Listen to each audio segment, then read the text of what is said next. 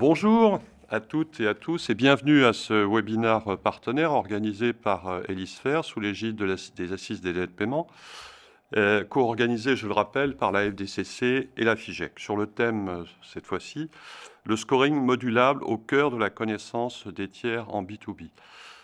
Nous avons le plaisir de recevoir pour traiter ce thème Alain Luminal, qui est responsable du pôle expertise financière d'Hélicefer. Bonjour Alain. Oui, bonjour. On reçoit également Patrice Michel, responsable data science chez Hélicefer. Bonjour Patrice. Bonjour. Et enfin Arnaud Cramoisy, directeur engagement et recouvrement chez Locam Sicam. Bonjour. Bonjour Jérôme. Je rappelle que vous pouvez poser toutes vos questions tout au long de nos échanges. N'hésitez pas et on y répondra avec plaisir, bien sûr. Alors, on va commencer par un panorama général pour voir un petit peu où on en est.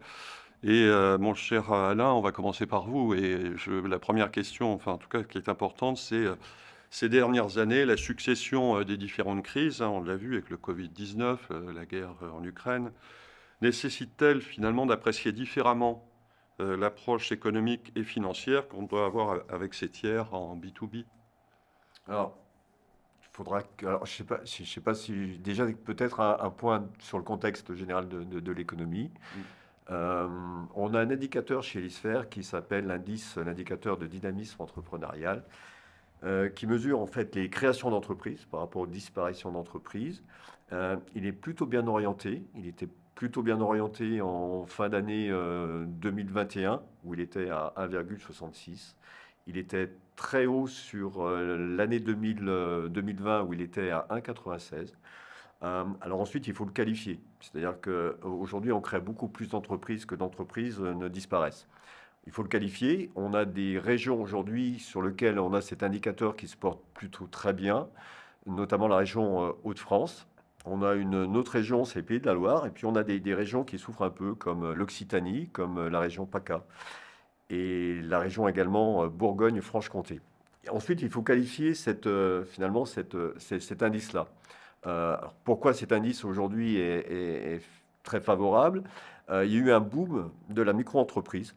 Il y a beaucoup aujourd'hui de micro-entreprises qui se sont créées. Quand on va regarder entre mai 2020 et avril 2021, il y a eu un bond de 17%. Ça, c'est un peu énorme. Donc, c'est important parce qu'il y a des enjeux qui sont des enjeux de société. Vous avez des régions comme la Seine-Saint-Denis où il y a un taux de chômage qui est relativement important, 10-11. Donc ça apporte un complément de revenus, en tout cas à certaines personnes. Et puis souvent, il y a des projets qui peuvent se pérenniser sous forme de création d'entreprises. Donc ça, c'est plutôt très bien. Quand on regarde les disparitions, on voit que les liquidations judiciaires ne représentent que 4% des disparitions. 4%, c'était le chiffre 2021. On est sur cette même tendance sur 2022.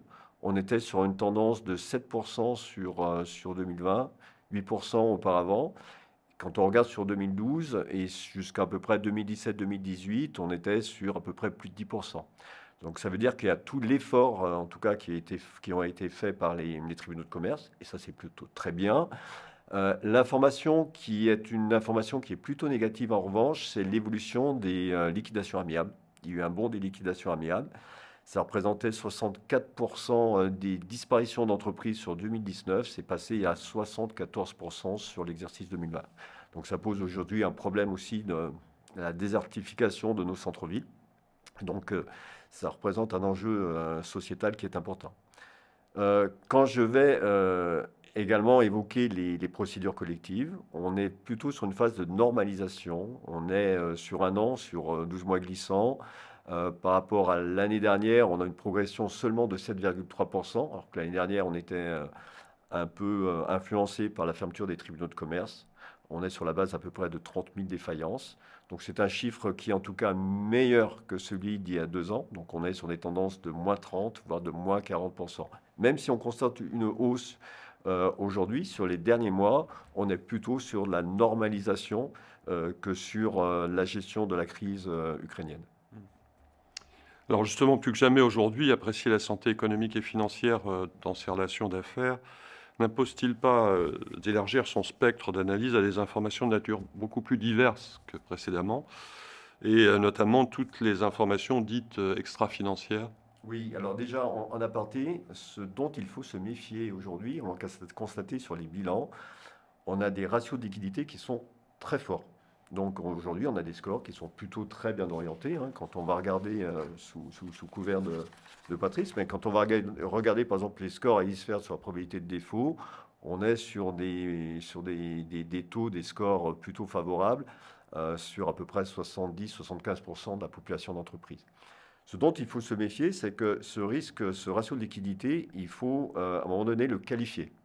Et il faut s'inquiéter de se dire, est-ce que aujourd'hui il fonctionne bien? Est-ce qu'il va toujours bien fonctionner l'année prochaine, dans 2 ans, dans 3 ans?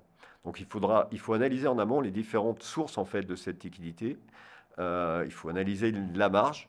Pourquoi? Parce que la marge, notamment à travers l'EBE, ben, va générer finalement du cash. Est-ce que les sociétés vont maintenir un niveau de marge suffisant? Ça va être difficile aujourd'hui avec notamment les hausses de matières premières, avec les différentes problématiques. Ça, il faut le mesurer par rapport à ce qu'on appelle l'intensité capitalistique de l'entreprise, parce que 2% de marge pour un supermarché, c'est pas pareil que 2% que pour un industriel. Il faut analyser également en amont aujourd'hui le niveau d'endettement de l'entreprise. On prête beaucoup d'argent, donc l'État a prêté beaucoup d'argent. C'est 200 milliards aujourd'hui à travers les PME. C'est 700 000 entreprises qui ont profité de ce PGE. Et on est en train de rajouter de la dette avec la création de ce PGE résilience. Donc il faut regarder le niveau d'endettement avec un ratio qui s'appelle le gearing. Quelle va être la capacité de la société à pouvoir rembourser sa dette? Et puis la troisième source, ça va être bien sûr comment vous payez vos clients. Parce que vous pouvez avoir un ratio de liquidité qui est finalement favorable. Alors, ratio de liquidité, hein, ça veut dire avec mes créances clients, ma disponibilité, est-ce que je peux faire face immédiatement à mes dettes fournisseurs, mes dettes fiscales et sociales. Donc, ce n'est pas la même chose. Si vous avez un poste client aujourd'hui, je dirais élevé, mais si vos clients vous payent à 30 jours, que si vous avez une variation relativement négative de votre délai client. Donc, il faut qualifier ça. Et donc, nous, ce qu'on propose, et on en reparlera, c'est justement de créer des indicateurs, de créer des scores sur mesure qui permettent d'anticiper, en fait, et de pouvoir aujourd'hui vraiment piloter son risque crédit.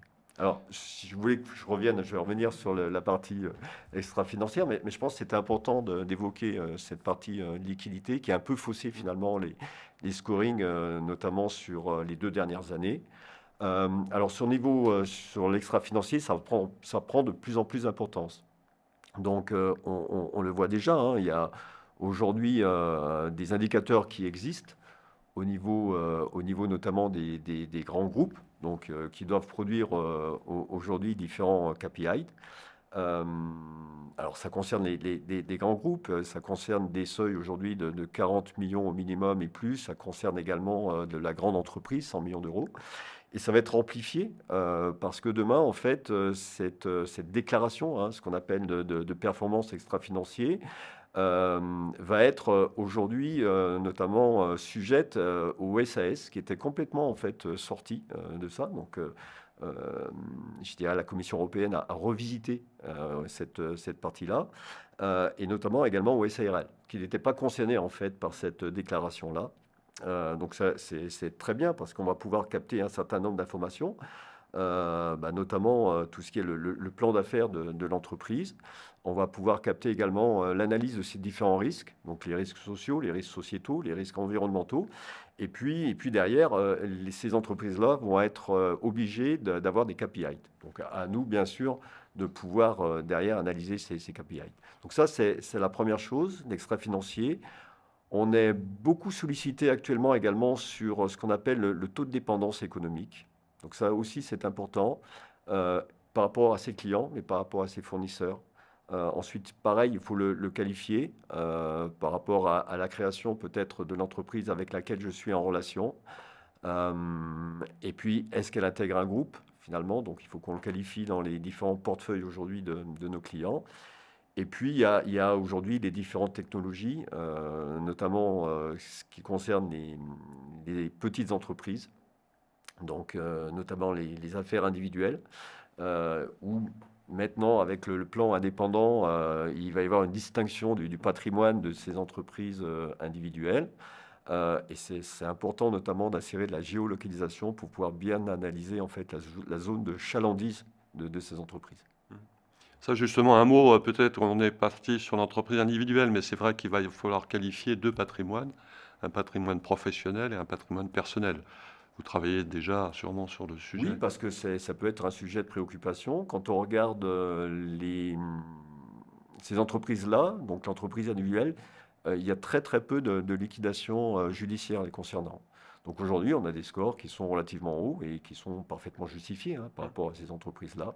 Donc il faudra mesurer l'impact aujourd'hui de ces différentes mesures, et notamment le recours aujourd'hui au crédit au niveau du banquier. Est-ce que finalement les banquiers vont délivrer le crédit avec ce distinguo en fait au niveau du patrimoine personnel et professionnel de l'exploitant? Très bien, alors merci en tout cas de cet éclairage. On va regarder un peu la boîte à outils maintenant, donc comment ça fonctionne et comment on peut arriver à ce genre de choses. Alors déjà, est-ce que vous, Patrice, vous pouvez nous rappeler ce que recouvre précisément un scoring mesurant la probabilité de défaillance d'une entreprise et puis nous dire un mot aussi sur le profil payeur? Tout à fait. En fait, il faut revenir déjà à la définition de qu'est-ce qu'un score. Quel est l'objectif d'un score? Un score, ça sert à mesurer, à identifier un événement. Voilà, je veux identifier un événement quelconque. Ça peut être la vente d'un produit, ça peut être la perte d'un client, ça peut être le multi-équipement, ça peut être de la fraude. J'ai une entreprise ou un fraudeur, donc je vais identifier ce système-là. Et dans notre cas, à nous, c'est la défaillance d'une entreprise. C'est un événement. Et donc, un score sert juste à prédire un événement. Après, pour construire son score, il y a historiquement 3 phases qui sont apparues dans le temps. La première phase étant un score expert. Des experts, finalement, savaient que tel type d'indicateur jouait sur le risque à venir, si je prends notre exemple de score des défaillances, et donc construisaient un arbre de décision métier pour identifier, pour prédire un risque. Ces scores avaient une qualité mesurée plutôt moyenne. Il est apparu ensuite des modèles statistiques qui permettent finalement d'associer ces indicateurs, de les sommer en trouvant la meilleure découpe possible. Et du coup, on arrivait à des modèles qui sont encore plus efficaces, en l'occurrence par rapport au modèle précédent. Et aujourd'hui, depuis une bonne dizaine d'années, on arrive à des modèles qu'on appelle machine learning, où en fait, c'est très simple, on lui donne le plus de choses possible, il calcule automatiquement les bons indicateurs, les bonnes découpes pour mesurer le risque, et du coup, on est sur un modèle où c'est la machine qui décide, en fait, et avec un risque, une qualité totalement éprouvée. L'état de l'art démontre très bien que ces modèles sont les meilleurs. Et juste une question technique, là, il y a un contrôle et une auto-alimentation pour faire évoluer le score tout au long, puisque comme on est sur du machine learning, donc on rentre de l'information en permanence. Tout à fait, tout à fait. Un score de machine learning, par principe, la machine n'apprend pas tout seul. On lui paramètre, on lui donne les données, et du coup, on contrôle, on monitor, ce qu'on dit dans notre domaine, on monitor le score, et du coup, on suit au jour le jour, au mois le mois, les informations qu'on donne. Et éventuellement, régulièrement, on est amené à le soutenir littéralement pour garder sa qualité. Et si on revient sur effectivement la notion de payeur, profil payeur, effectivement, c'est une donnée essentielle. En l'occurrence, on en reparlera d'ailleurs dans notre prochain point, mais une information, un modèle, ça prend toute information possible. Le profil payeur est une information essentielle. Je paye mal veut certainement dire que tôt ou tard, je vais faillir. Et surtout le changement de mode de paiement, c'est-à-dire je payais bien et tout d'un coup je me dégrade. C'est l'évolution, tout à fait. Ça peut apporter de l'information intéressante. Quelles sont les catégories d'informations nécessaires pour un tel scoring? Notamment les algorithmes peuvent-ils prendre en compte des informations comme les bilans déposés en option de confidentialité ou d'autres informations? Alors par principe, un modèle, ça prend toutes les données qu'il peut. Donc on lui donne tout ce qu'on a, il va apprendre sur ces données, il va chercher ce qu'on appelle Y techniquement cet événement, pour prédire cet événement. Ce qui est important dans la donnée, en l'occurrence, il y a 3 éléments qui sont importants dans la donnée. Le premier élément, ça va être sa significativité statistique. Je ne vais pas alimenter d'une donnée qui donne du bruit. Je vais complexifier mon modèle avec un risque d'ailleurs d'erreur avérée. Ça va être sa qualité. Et là, c'est un véritable élément. Si ma donnée est fausse, mon résultat sera faux. Et donc là, il y a un vrai travail en amont, puisqu'on ne peut pas, le modèle, lui, il ne sait pas identifier la qualité de données. C'est donc aux experts techniques de dire, attention, cette donnée peut être fragile, je ne vais donc pas la donner au modèle. Et puis il y a un troisième élément qui va être fondamental, et qui le sera de plus en plus, c'est le réglementaire. Aujourd'hui, selon le secteur d'activité, on est soumis à la RGPD, la réglementation sur la protection des données, et notamment, dans certains cas, en fait, vous n'avez pas le droit de refuser un dossier sans l'aval d'une personne. C'est le traitement aujourd'hui. Demain, et c'est exactement ce qui se passe aujourd'hui au niveau de l'Union européenne, on a un draft qui existe sur la réglementation sur l'intelligence artificielle. Alors, pour faire simple, ce que veut l'Union européenne, c'est ne pas avoir ce qu'il y a en Chine, à savoir scorer les personnes entre les bons citoyens et les mauvais citoyens. Donc l'objectif ultime de cette réglementation, c'est ça.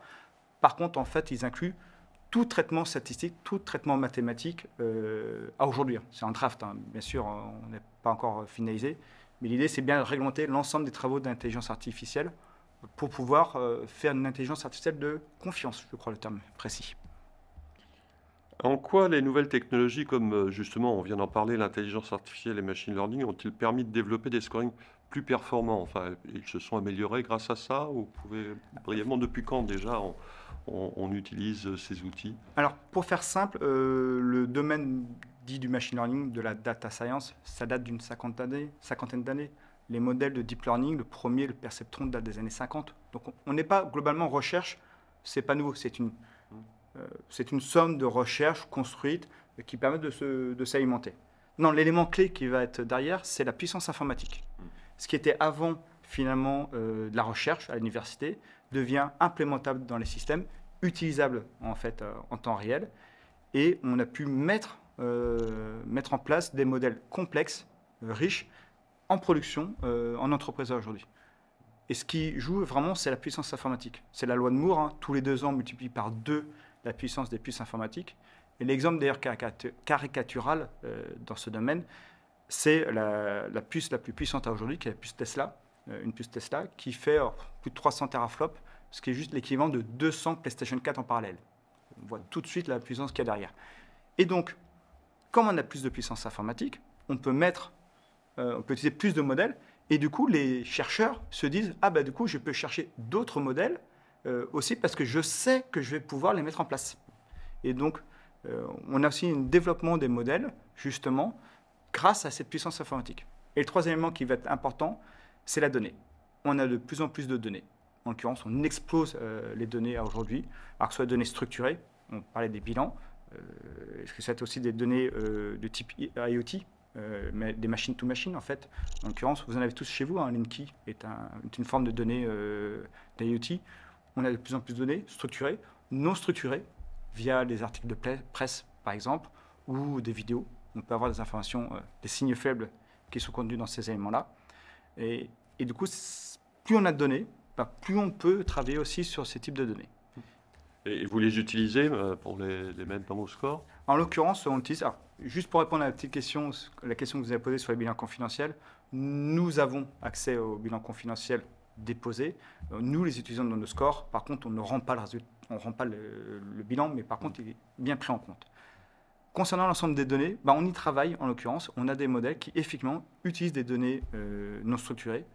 Pour donner un exemple, on travaille sur les articles de presse où on va dire s'il y a un événement dans un article de presse, sur une entreprise, un risque de faillite, défaillance, c'est un signe, alors qu'on ne l'a pas dans les bilans en fait, on le retrouve beaucoup plus tard dans la décision. On va pouvoir dire attention, il y a un risque. C'est jamais sûr à 100%, mais on développe ainsi un signe faible. L'autre point, c'est effectivement, on a un scoring standard, on en a parlé, mesurant la probabilité de défaillance à court terme, c'est 1 an, je crois. Oui, par défaut. Mais également des scorings modulables ou encore sur mesure, prenant en compte les spécificités des entreprises utilisatrices. Quelles sont les singularités et surtout l'intérêt majeur de tel scoring? On colle encore plus aux besoins du secteur. Exactement. Le score de défaillance mesure, les scores de défaillance, on a un score de défaillance à 1 an, on a d'autres aussi à horizon plus lointain, mais les scores de défaillance mesurent le risque de défaillance, qui est le risque ultime d'une entreprise. Une entreprise qui fait faillite, c'est une entreprise qui ne vous remboursera pas. Vous êtes créancier chirographaire, si je ne m'abuse, c'est le mot technique. Donc, globalement, vous ne retrouverez pas votre argent. C'est le risque ultime. Donc là, c'est sûr, c'est extrêmement important d'identifier les entreprises qui ont un risque de défaillance. Mais on l'a vu aussi tout à l'heure, avant de faillir, je vais commencer à mal payer, finalement, et avoir un comportement de paiement qui est plutôt en dégradation. Et donc, on va pouvoir développer, moyennant qu'on ait l'information, des scores autour d'informations sur le payeur, sur la qualité de paiement, en fait. Et on change de cible. On revient sur le score. le score était, la cible initialement c'est la défaillance.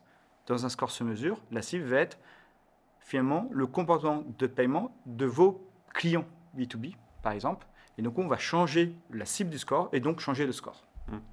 Et là, ça veut dire qu'on se concentre sur le secteur, on va regarder le secteur focalisé, parce que est-ce que le secteur en général paye bien ou pas, et ça permet de positionner les Les entreprises. secteurs d'activité, enfin, tous les secteurs c'est une information indispensable sur le profil des entreprises, en l'occurrence. Donc, dans tous les modèles, on utilise la notion de secteur.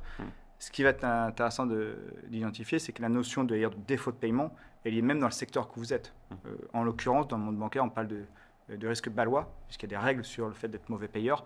Là, c'est une cible tout à fait spécifique au monde du secteur bancaire.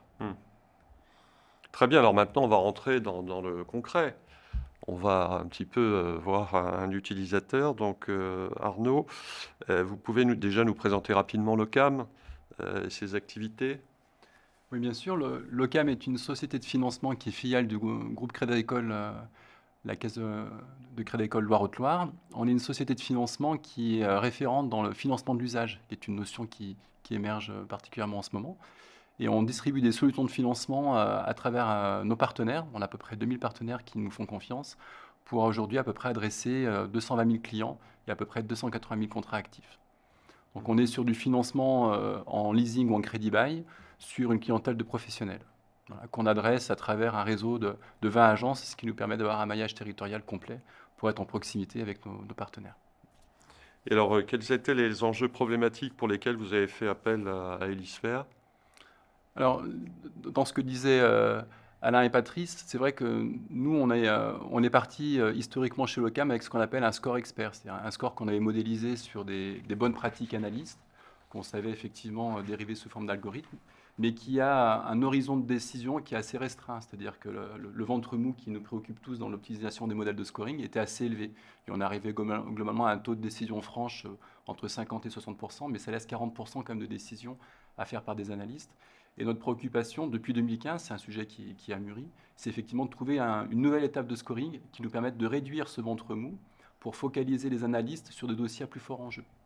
Donc avec l'émergence de la data science, avec les nouveaux produits proposés par Elisphère, on s'est rapproché d'eux pour essayer de trouver comment, dans la perspective de croissance qui est celle de l'OCAM, on pouvait un petit peu s'affranchir de toujours mettre plus d'analyses sur des flux pas très qualitatifs et de faire appel à une solution de scoring pour, à ETP constant, être en mesure de traiter plus de flux et de le traiter mieux aussi. D'accord, et comment vous avez donc opté pour le développement d'un scoring sur mesure avec Elisphère, mais comment avez-vous mené ce projet et son déploiement, en combien de temps Alors, un des premiers sujets, c'est ce qu'évoquait Patrice, c'était la cible. Vous avez beaucoup parlé de score de défaut qui va effectivement acter de la défaillance légale RGLJ d'une entreprise. Pour les gens qui font du business, vous l'avez évoqué, avant le défaut légal, il y a le défaut de paiement, le défaut balois. Et c'est celui-là qui fait souvent très très mal aux entreprises dans la chaîne de défaillance avec les délais de paiement qui s'allongent. Et nous, l'idée, effectivement, dès le début, a été de solliciter Elisphère pour nous faire un score de prédiction, non pas du défaut légal, mais du défaut de paiement. Donc là, nous, on avait un historique interne qui a permis de faire un backtesting assez intéressant. Ça, c'était le premier point qui nous a fait choisir Elisphère. Le second point, c'était ce qu'évoquait également Alain, c'est la capacité à travailler sur des données qui sont extra-comptables. Enfin, je dis une banalité, mais quand on travaille sur un bilan en juin 2022, je travaille sur un bilan qui a déjà 6 mois, puisqu'il lui-même fait le film d'un épisode qui s'est couru du 1er janvier 2021 au 31 décembre. Donc à minima, j'ai 18 mois dans la vue pour pouvoir décider. Quand on sait que les rythmes économiques s'accélèrent, c'est un handicap qui convient de compenser par ces données extra-financières. Donc le Scoria permet déjà d'adresser cette dimension. Et puis le troisième point qui nous a fait également réfléchir à une solution d'IA avec Elisphère, c'est que dans les modèles de scoring, comme l'évoquait Patrice, il y a les modèles effectivement d'IA, et ces mêmes modèles se subdivisent en deux catégories. Il y a les IA purs et il y a les IA hybrides qui vont en fait mixer de l'IA, machine learning, avec des modèles experts. Et nous, c'est ce qu'on a réussi à construire avec Elisphère, c'est un score à double étage. Le premier étage est un module IA pur, et on y adjoint en deuxième étage un module expert qui va reprendre des grandes lignes d'engagement du groupe LOCAM pour venir corriger ou moduler la seule décision du score IA. Donc là, on arrive, dans l'esprit en tout cas, à un compromis presque parfait sur la personnalisation de la solution. Et là, pour l'instant, on est en phase de pré-industrialisation. Donc on vérifie la performance du modèle sur un échantillon de flux. Mais le projet a pris combien de temps pour intéresser nos auditeurs, pour voir? Eh bien, je crois qu'on est rentré en phase de développement en 2020. Voilà. Là, on est en juin 2022. On a une échéance très prochaine pour vérifier effectivement sur un backtesting un petit peu conséquent ce que donneraient les performances du score. Alors, pas seulement en acceptation, parce qu'un score dise oui, ça me semble pas être le plus compliqué. Mais qu'un score dise oui sans qu'il y ait beaucoup de défauts à côté, c'est déjà plus complexe. Donc là, effectivement, dans très peu de temps, on va avoir une vision très éclairée sur ce sujet-là. Et ce qui veut dire que si les éléments sont concluants, et j'ai peu de doutes là-dessus, il est possible de passer à une mise à l'échelle dans l'année. Donc c'est une solution qui aura été réfléchie, construite, testée et éventuellement mise à l'échelle dans un horizon de temps qui reste sous les 24 mois. Et là, vous avez beaucoup travaillé, c'est-à-dire vous avez apporté votre savoir aussi, métier, pour que Elisphère puisse reprendre les bonnes informations à travers son outil. Ce que vous évoquez, c'est en fait le triangle un peu magique qui est autour de cette table. C'est-à-dire que quand on est sur du domaine décisionnel lié à de la data, comme le disait Patrice, les datas sont infinies. Donc on pourrait, si je suis très abstrait, quasiment arriver à trouver des modèles de décision risque qui se basent sur des données qui ne sont pas du tout risques. Mais la magie de la mathématique ou le hasard des grands nombres ferait que finalement la variation du prix du caoutchouc explique la défaillance d'une TPE en Indre-et-Loire. Ça pourrait être possible dans l'esprit. Ce qui était intéressant avec Elisphère, c'est qu'on n'a pas été que dans l'abstraction statistique pour construire un modèle décisionnel efficace. On a réussi à y mettre un fond économique qui rend le Scoria intelligible et interprétable par les gens qui l'utilisent. Je pense notamment aux analystes de crédit du groupe, mais je pense également aux commerciaux qui parfois vont subir ou pourraient subir des décisions un petit peu boîte noire dans lesquelles ils ne comprennent pas pourquoi on refuse de financer tel ou tel client. Nous, ce qui nous semble important, c'est de systématiquement faire un pont entre cette décision statistique et un fonds économique qui la rend intelligible, acceptable par les parties prenantes. Et alors, pour vous, quel bénéfice vous avez tiré de ce scoring sur mesure pour vous dans votre stratégie? Alors, comme je vous l'ai évoqué, on est encore aujourd'hui sur un échantillon réduit du flux qui passe par le Scoria avec Elisphère.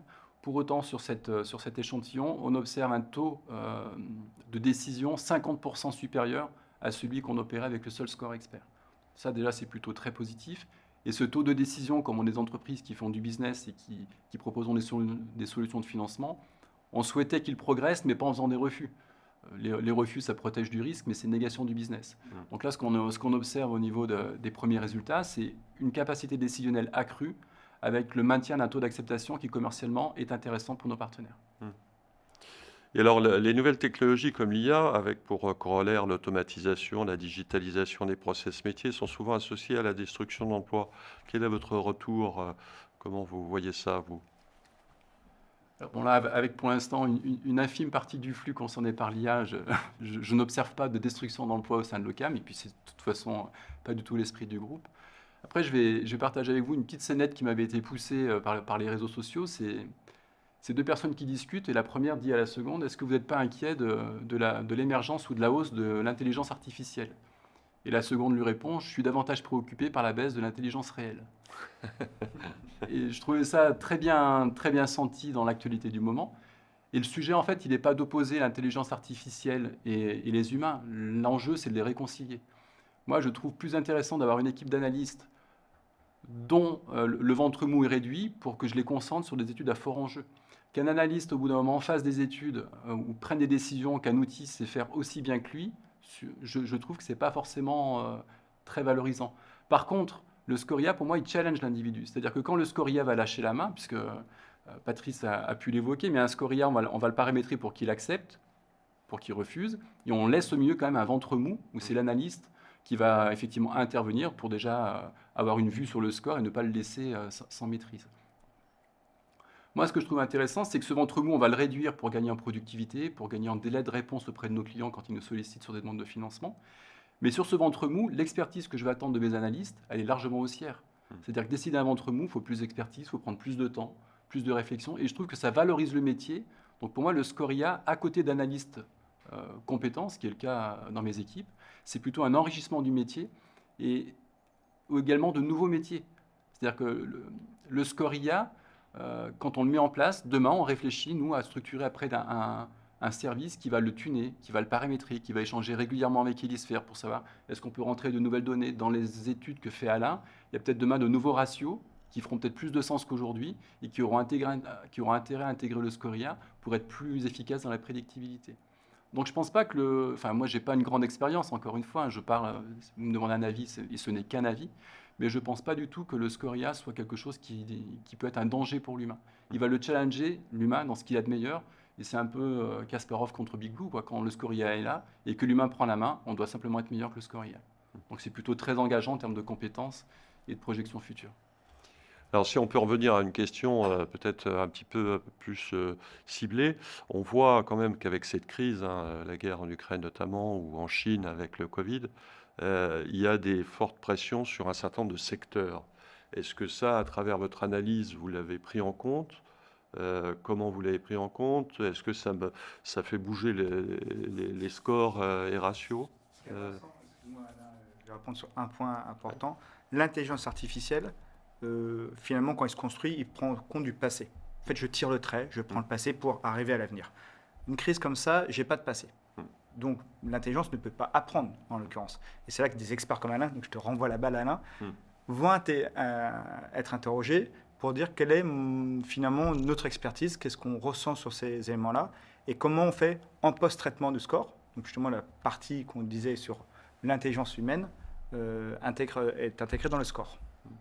On avait créé déjà en amont ce qu'on appelle l'indice de résilience chez nous. C'était par rapport à la crise Covid, parce que, rappelez-vous, il y a 2 ans, on s'interrogeait beaucoup sur l'évolution des défaillances. On était parti sur des évolutions de plus 20, plus 25, plus 35%. Et en fait, on s'était interrogé de savoir comment les entreprises étaient rentrées dans la crise. Donc, on a créé en fait une architecture. Donc, on a créé bien sûr une gouvernance du score. On a remusclé notre pôle économique. Et l'approche qu'on a eue, c'est de se dire, on va prendre en compte non pas les grands secteurs d'activité, parce que quand vous faites de la distribution, c'est pas pareil si vous faites la distribution alimentaire ou la distribution automobile, mais vraiment, il faut avoir une approche par code d'activité, par code NAF. Donc on a pris environ 700 codes NAF. On a évacué tous les codes NAF qui ne concourent pas vraiment à l'activité économique de notre pays, toutes les activités financières, parce que c'était une crise sanitaire, pas une crise financière. Les activités politiques, religieuses, etc. Donc on a regardé à peu près 650. Et puis on a regardé, on a créé ce qu'on appelle un référentiel. Donc le référentiel qu'on avait, à l'époque, c'était un référentiel qui était par rapport au niveau du chiffre d'affaires de l'entreprise. Après, on a regardé par rapport à l'évolution des défaillances, mais finalement, on a vu que les défaillances n'étaient pas là. Et en fait, toute cette architecture-là, on l'a gardée. Et aujourd'hui, on l'applique avec la crise économique actuelle. Donc la crise Covid s'est passée, mais il peut y avoir des effets de bord. Et on regarde aujourd'hui, finalement, qu'est-ce qui se passe à l'intérieur de ces codes NAF. Donc on a des échanges qui sont réguliers avec notamment les services études des grandes banques. Donc on fait des points réguliers, ce qui nous permet aujourd'hui d'avoir une influence sur le score aujourd'hui statistique, d'un point de vue métier. On se dit que sur certains secteurs d'activité qui sont très sensibles, catégorisé chez nous S3, sur lequel, en plus, il y a des indicateurs financiers qui sont mauvais, problématiques de marge, problématiques de liquidité, parce que, je vous rappelle, pour qu'une entreprise fonctionne bien, il faut que ses 2 jambes soient solides. La première jambe, ça va être sa marge. Est-ce qu'elle est suffisante pour apporter du cash? Puis la deuxième, ça va être la liquidité. Quand on s'aperçoit que ces 2 jambes, finalement, sont un peu fragiles et que son secteur est très, très sensible, ce qu'on va faire, on va accepter une dégradation de notre score statistique. En général, ce sont des dégradations d'1 point. Donc, on suit ça d'une manière la plus fine possible à travers, justement, un référentiel qui nous permet de catégoriser aujourd'hui nos codes NAF en 3 catégories, S3, S2 et S1, pour les secteurs les moins sensibles. On fait des comités d'arbitrage, donc déjà le pôle économique avec les banques, et puis nous, on le fait également en interne par rapport à la vision économique que nous avons. Et comment vous identifiez la problématique, on a déjà échangé ensemble en préparant, mais la problématique va être le remboursement des PGE. Bon. Comment identifier une entreprise qui a eu un PGE? Parce que on ne peut pas le voir sur aucune base de données. Comment vous arrivez à détecter cette entreprise a pris un PGE? Et après, on fait des simulations de remboursement. Est-ce qu'elle est capable ou pas de le faire? Alors, c'est un peu difficile parce qu'on n'est pas aidé aujourd'hui par la qualité des annexes au niveau des bilans. Malheureusement, si on avait des annexes, notamment qui nous permettent de voir si la société a souscrit un emprunt, et on sait qu'en tout cas sur 2020, à coup sûr, c'était un PGE, on aurait eu cette information-là, et on aura pu effectivement y faire face. Donc aujourd'hui, c'est plutôt de la présomption, je dirais, de PGE. Donc après, il y a tout un, je dirais, un petit calcul à faire hein, au niveau des dettes financières. On va faire un comparatif. On va faire également un comparatif avec l'actif immobilisé parce que finalement, la dette financière, ça peut être aussi une matière d'investir. Donc, on va regarder que derrière, l'actif immobilisé ne grossit pas. Puis, si on s'aperçoit que finalement, il y a très peu eu d'investissement dans l'entreprise, c'est simplement de la dette pure, on peut effectivement présumer que c'est un PGE. Après, le souci du PGE, c'est pas le financement. La dette en elle-même n'est pas un problème. Je dirais, aujourd'hui, on peut s'endetter. Et bon, même si ça coûte de l'argent, ça a coûté de l'argent, ça va être surtout, c'est de mesurer la capacité de la société à pouvoir rembourser la dette. Et c'est ça qui est important. Et ça, on le voit à travers notamment un ratio, hein, qui est le ratio le plus significatif, c'est le ratio de l'EBE par rapport justement à la dette financière, hein, ou de l'EBITDA, si j'emploie un terme anglo-saxon. Et on va mesurer ça finalement par rapport à la durée. Est-ce que ce ratio-là, qui logiquement a une moyenne sur de 3, donc de 3 années, est-ce qu'aujourd'hui il ne va pas passer à 4, 5, 6 ans? Donc par rapport au PGE, c'est surtout ensuite les modalités d'entreprise. Est-ce qu'elles vont opter pour un remboursement, donc il y a une franchise d'1 an? Est-ce qu'elles vont opter pour un remboursement assez rapide? Ou bien est-ce qu'elles vont étaler finalement cette dette-là? Alors, ce qu'on rajoute au PGE aujourd'hui, donc sur le PGE classique, on peut rajouter de la dette parce qu'aujourd'hui, on parle de PGE de résilience. Donc, on va avoir des entreprises qui ont déjà un PGE, qui vont opter pour un PGE de résilience. Donc, il y a des ratios qu'il faut suivre de près, notamment tous les ratios de l'endettement par rapport aux capitaux propres. Et puis à ça s'ajoute quand même notre dette. C'est la dette sociale et fiscale, puisqu'il y a eu là aussi quelques chiffres qui ont circulé entre 20 et 30 milliards de moratoires accordés sur l'URSSAF et le Trésor. Donc là aussi, Ça, comment c'est pas- détecter ouais. Ça, c'est ce que surtout important, on le détecte, ça va être aussi à travers du ratio de liquidité. C'est-à-dire que dans le ratio de liquidité, je vais regarder sur les dénominateurs, les dettes fiscales et sociales, je vais bien voir qu'il va se dégrader un peu. Donc je vais regarder finalement qu'est-ce qui fait qu'il se dégrade. Est-ce que c'est une augmentation, ça peut être une augmentation de la dette fournisseur, une augmentation des dettes fiscales et sociales. Et est-ce que finalement ce dénominateur, est-ce que c'est un dénominateur qui était comparable par rapport à l'exercice précédent, ou bien c'est un dénominateur qui a explosé par rapport finalement à ces dettes-là? Donc ça, c'est vraiment, il faut qualifier ce ratio de liquidité. Et pour vous, en tant que financier, donc, enfin, vous faites du financement, quelle est votre appréciation sur l'ensemble de ces dettes? Est-ce que vous en tenez compte aussi dans vos accords de crédit à venir? Alors, le premier effet, c'était un petit peu l'effet de l'état de grâce du quoi qu'il en coûte pendant les années 2020-2021, où si jusqu'en avril 2020, les prévisions de différents établissements sur l'évolution du coût du risque de l'année étaient plutôt très très anxiogènes, avec des deltas assez significatifs, on s'est aperçu en fait la très bonne surprise, c'est que la liquidité a abondé dans les entreprises et le risque effectivement a été plutôt très bien maintenu, et on a quasiment 2 années 2020-2021 qui, en tout cas pour l'OCAM, sont très bien positionnés en termes de risque. Là, c'est vrai que 2022, c'est un petit peu la fin de l'état de grâce. On retrouve les pieds au sol et effectivement se pose la question du remboursement. Donc nous, on suit exactement dans nos analyses le ratio qu'évoque Alain, avec cette même sensibilité de vérifier si la hausse des dettes FI est corrélée à une hausse de l'actif immobilier. Auquel cas, c'est un signal plutôt positif. Une entreprise qui investit dans son matériel de production, c'est plutôt qu'elle a en prévision des bons de commande ou des prévisions de croissance qui sont plutôt rassurantes. Après, si on regarde effectivement une inflation de la dette FI sans corrélation avec un actif IMO, on suspecte effectivement un PGE. Et là, après, on rentre dans les ratios qu'évoque Alain, le BE, la capacité à délivrer du cash pour payer ses dettes. D'accord. Alors, j'ai une question donc, de Thierry.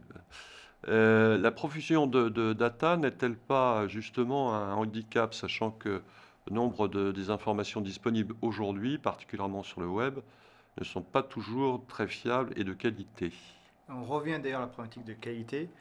Vraiment un modèle, plus il a de données, mieux il sera, meilleur il sera. Donc il n'y a pas de problématique à avoir plein de données. Avec un élément important quand même, c'est la significativité de l'information On reviendra à ce qu'on appelle, nous, techniquement, la parcimonie des modèles, à savoir qu'il ne faut pas avoir trop de variables. Ça ne sert à rien, elles peuvent se contredire, elles peuvent avoir une influence qu'on n'arrive pas d'ailleurs à visualiser, à rendre lisible. Ce qui est important dans ce qui est dit, c'est la qualité de données. Et effectivement, une donnée qui n'est pas fiable n'est surtout pas à prendre en compte, puisque ça fera planter la machine, littéralement.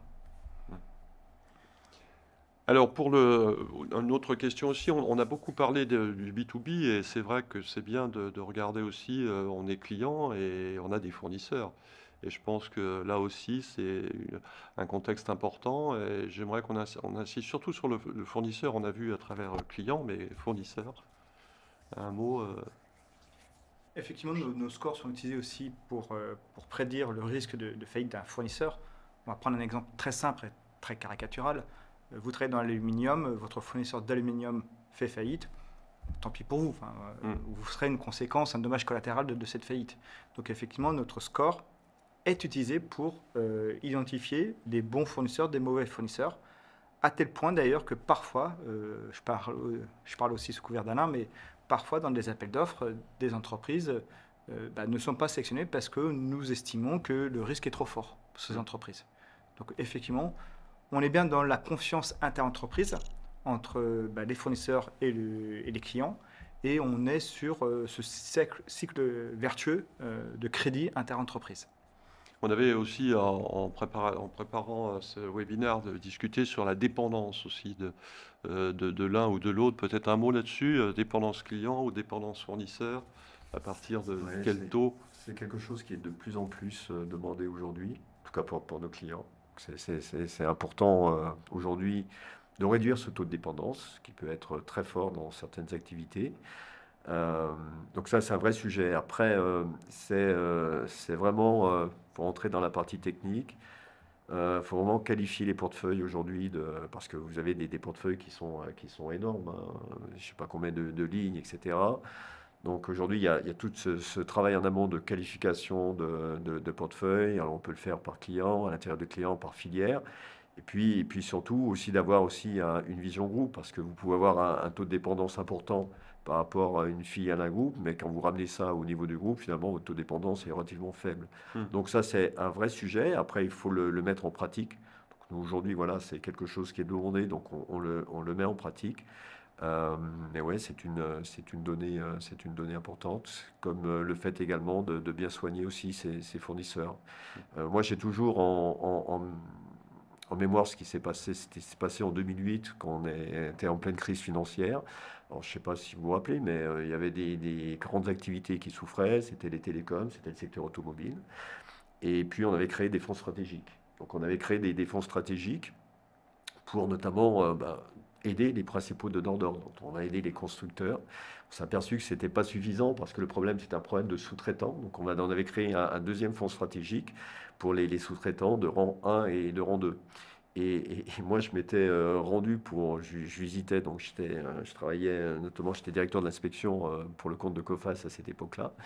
Donc j'avais visité notamment un équipementier, et puis je m'étais aperçu que sur le parking, il y avait énormément de voitures. Donc il y avait beaucoup de C3, etc. Et je me suis posé la question, je dis, bon, il y a un problème, aujourd'hui, on n'arrive pas à vendre, alors pourtant qu'il y ait une demande. Et en s'approchant en fait du parc de véhicules, il n'y avait pas de siège. Donc en fait, on a aussi appris qu'on est aussi dépendant dans cette chaîne, pas simplement du fournisseur, mais que le fournisseur, lui également, peut être dépendant également d'un autre fournisseur. Donc en fait, il faut maîtriser vraiment toute la chaîne. Pas simplement s'arrêter à ce premier fournisseur qu'on voit de visu, mais s'intéresser aussi auprès de ce fournisseur, de se dire, voilà, aujourd'hui, avec qui tu travailles, etc. Ça peut être pour du tissu, ça peut être pour autre chose. Mais il faut avoir une vision vraiment globale de toute la chaîne. J'ai une question importante, effectivement, de Romain. Bonjour, de quelle manière l'e-réputation et la politique RSE d'une entreprise sont-elles prises en compte dans le score Elisphère, si elles le sont? Alors la réponse est que pour l'instant, ce n'est pas pris en compte. En l'occurrence, c'est les vrais chantiers qu'on a aujourd'hui, c'est du work in progress, si je prends le terme anglais, où on travaille justement sur cette logique de réputation et de RSE.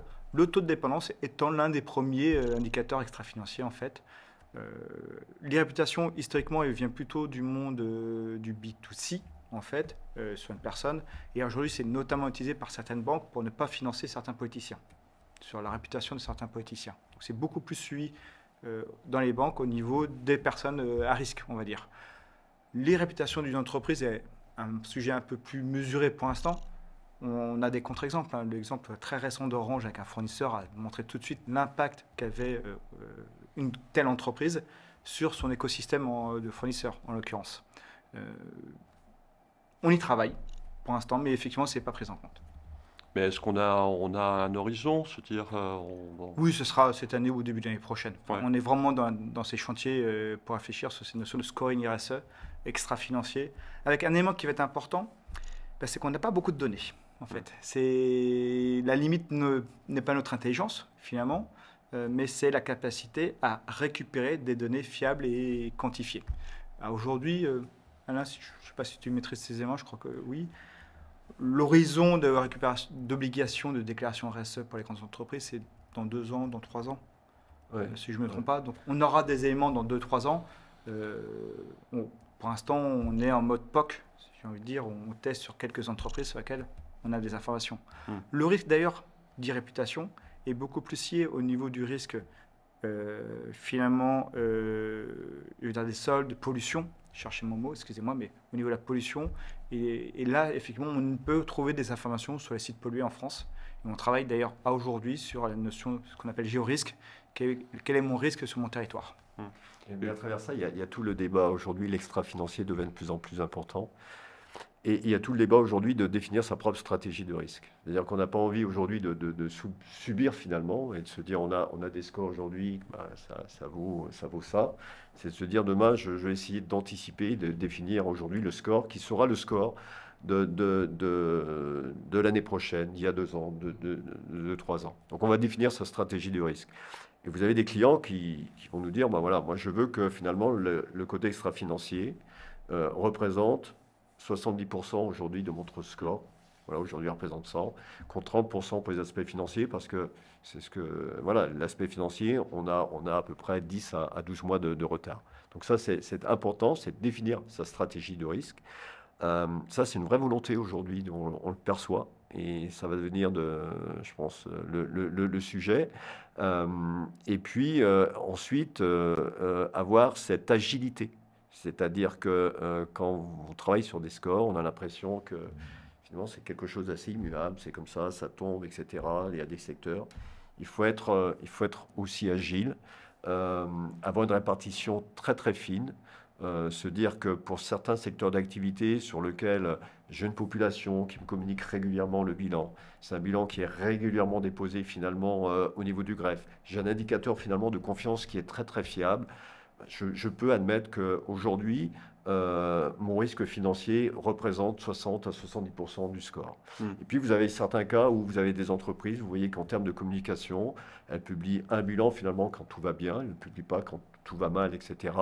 Donc là, vous allez vous dire finalement l'extra-financier doit représenter quelque chose de plus important parce que le score financier n'est pas très favorable. Donc en fait, il y a toute une stratégie finalement de risque à bâtir au niveau de tout ce qui est financier, extra-financier. Et puis, vous avez également la vision groupe que vous pouvez également mettre aussi en corollaire. C'est de se poser la question aujourd'hui, quand je travaille avec une filiale d'un groupe, comment je peux savoir finalement que le groupe va soutenir sa filiale.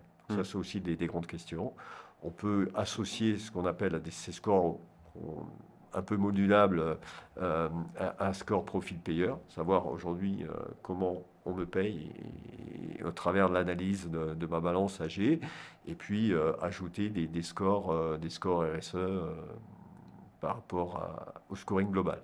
Très bien. J'ai une question intéressante de Romain qui précise, je pensais particulièrement effectivement à l'e-réputation dans les marchés B2C, avec les taux de défaillance les plus élevés comme l'hôtellerie, la restauration, qui représentent un turnover très élevé.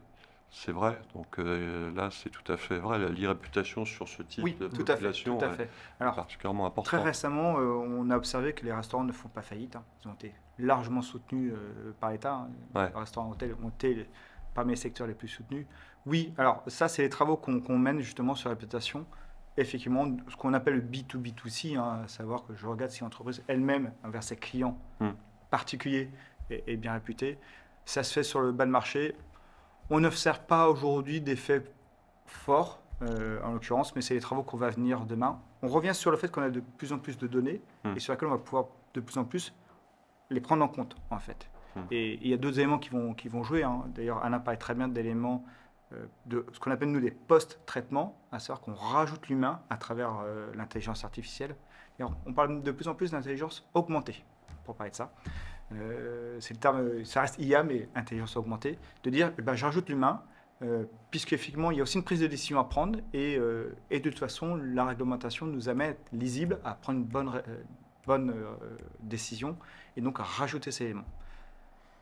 En revenant sur cette partie-là, c'est les travaux qui sont en cours en termes de R&D, de l'impact qu'on a. Il y a c'est compliqué, parce qu'en termes de réputation, c'est très bien que un hôtel peut être mal jugé par quelqu'un pour des raisons uniquement bassement matérielles. Oui, c'est... Souvent les mécontents qui s'expriment, mais il y a un effet prisme qui est dommageable si on n'est que sur ce sujet-là. Voilà. Donc il faut corréler avec l'impact sur la défaillance, et aujourd'hui, il n'y en a pas. Et puis les faux témoignages aussi, donc des gens qui viennent témoigner qui en fait sont de la maison. Donc, Oui. Non, mais c'est intéressant. On arrive bien sûr à la fin de notre webinaire. En tout cas, merci aux intervenants, merci à vous trois. Hein. C'était tout à fait intéressant. On aura compris qu'il y a une vraie technologie, c'est Hélisphère. Et ce qui était intéressant, c'est de comprendre qu'on est capable maintenant votre Hélisphère est capable de faire des scores au regard des entreprises, au plus près de leurs préoccupations. Et ça, c'est une vraie démarche. En tout cas, merci à vous et merci à vous tous d'avoir participé à ce webinaire. Nous vous souhaitons une excellente journée. À très bientôt.